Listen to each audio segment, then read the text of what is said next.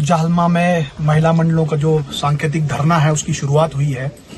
पिछले कल यहाँ पे इस इलाके के 6 पंचायतों के महिला मंडलों के प्रतिनिधित्व में एक आम सभा बुलाई गई थी और उसमें ये निर्णय लिया गया था कि ये जो है सांकेतिक धरना रोटेशन में गांव वाइज जो है आज से शुरू होगा। हम सभी जानते हैं कि पिछले 3-4 वर्षों से लगातार जो बाढ़ बारी जालमा नाले में हो रही है और उससे जो लगातार नुकसान का दायरा जो है बढ़ता जा रहा है और उस पूरे इलाके के अस्तित्व पर खतरा मंडरा रहा है। जहां एक तरफ लिंडूर गांव जो है धंस रहा है, लगातार गांव में बहुत बड़ी बड़ी दरारें आई हैं, मकानों में दरारें आई हैं। वहीं इस नाले में जितने भी इसके आसपास के जो गांव हैं उनका जो सिंचाई के साधन है, पीने के पानी के सोर्सेज हैं, वो जो है लगभग इस वक्त ध्वस्त हो चुके हैं। और जब ये नाला नीचे नदी में जाके मिलती है, जहां पे उस जगह पे एक अस्थायी बांध का निर्माण हुआ है और पीछे वाला जो इलाका है आपका जोबरंग पंचायत है, जालमा पंचायत का पूरा गांव है और शांचा पंचायत है, वहां पे जल मग्न पड़ा हुआ है। काफी सारी जमीनें उसमें दब गई हैं पानी के अंदर। और उसके साथ में अगर आप आगे का हिस्सा देखेंगे तो ये जो जसरत वाला इलाका है, ये हालिम और तड़ंग वाला इलाका है, इसमें 5-6 गांव की जो जमीनें हैं वो बाढ़ में, सैकड़ों बीघे जमीन जो है बाढ़ में बह गई है। उसके साथ में जसरत का पुल जो है पहले ही बाढ़ की भेंट चढ़ चुकी है। अब जोबरंग पुल के ऊपर भी पानी बाढ़ के दौरान जो है चला रहता है। उसके साथ में नालडा पुल में भी दरारें आई हैं।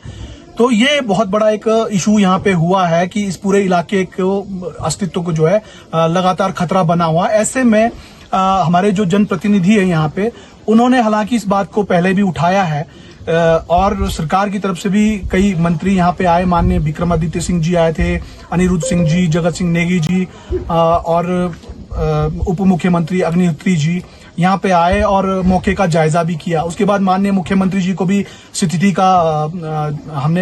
से अवगत करवाया था। मैं खुद उनसे मिलने गया था, लेकिन किन्हीं कारणों से जो है ये हो नहीं पाया और हमारे सम्मानित जो विधायक हैं उन्होंने भी विधानसभा में इस बारे में प्रश्न किया था। लेकिन अभी फिलहाल हम देख रहे हैं कि यहाँ पे कोई जो है बाढ़ से बचाव के लिए कोई काम अभी तक नहीं हुआ है। तो ऐसे में हमारे जो महिला मंडल हैं वो आगे आए हैं और उन्होंने ये निर्णय लिया है कि हम शांतिपूर्वक तरीके से अपनी आवाज को जो है अपनी लोकप्रिय सरकार तक पहुंचाने की कोशिश करेंगे। और हमारा इस पूरे मूवमेंट के अंदर ये जो सत्याग्रह महिला मंडलों ने शुरू किया है, इसका मकसद कोई राजनीति करना नहीं है, कोई आरोप प्रत्यारोप करना नहीं है, कोई नारेबाजी नहीं करनी, कोई जिंदाबाद मुर्दाबाद नहीं करना है।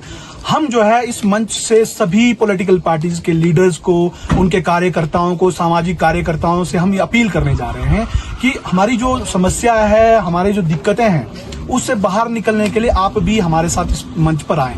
आप यहाँ नहीं आ सकते हैं, सोशल मीडिया पे आप जो है हमारे सपोर्ट में आप बातें रखें, आप जो है हमारी बात को आगे रखने में हमारी मदद करें और एक माहौल यहाँ पे बनाया जाए ताकि इस इलाके में जो दिक्कतें आ रही है उससे हम बाहर निकलें।